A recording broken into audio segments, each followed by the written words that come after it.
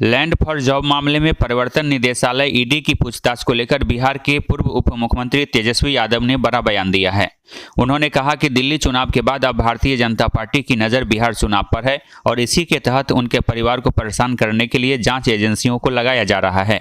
तेजस्वी यादव ने पटना में आरोप लगाया कि बीजेपी का A to Z हर जांच एजेंसी का एक ही मकसद है कि लालू परिवार को परेशान करना।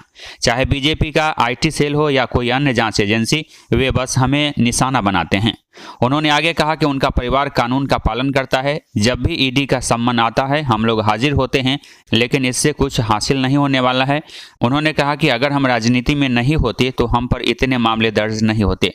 जब दिल्ली का चुनाव खत्म हुआ उसके बाद भी आप सब लोगों ने ये सवाल पूछा था, हमने क्या बोला?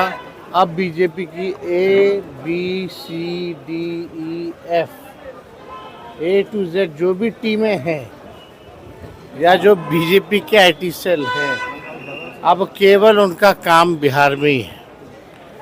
हम लोगों को कोई फर्क पड़ने वाला थोड़ी है। कोई आए जाए ठीक है, एक कानूनी एक व्यवस्था है, उस कानूनी व्यवस्था का हम सब लोग पालन करने वाले लोग हैं। बुलाता है हम लोग जाते हैं, लेकिन होना कुछ थोड़ी है। आप तो स्वाभाविक है ना।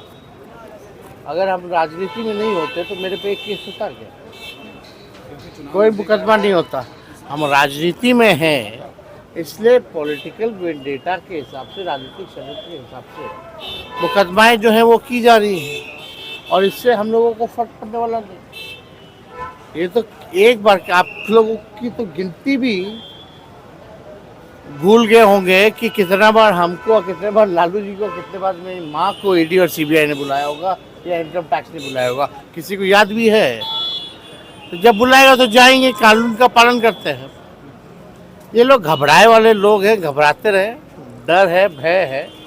अब जिसका डर है, भय है, लेकिन ये कुछ भी करे, जितना ये लोग संवैधानिक संस्थाओं का दुरुपयोग करेंगे या कितना भी हम लोगों को उनके सोच के हिसाब से ये तंग करने का प्रयास करेंगे, उतना ही हम मजबूत होंगे और उतनी ही मजबूती के साथ इस बार बिहार में। तेजस्वी ने यह भी कहा कि उनके परिवार को इतनी बार जांच का सामना करना पड़ा है कि अब वे इसकी गिनती तक भूल गए हैं। उन्होंने कहा कि लालू यादव, राबड़ी देवी और उनके स्वयं पर कई बार ईडी का सम्मन आ चुका है, लेकिन हर बार वे कानून का सम्मान करते हुए जांच में शामिल हुए हैं।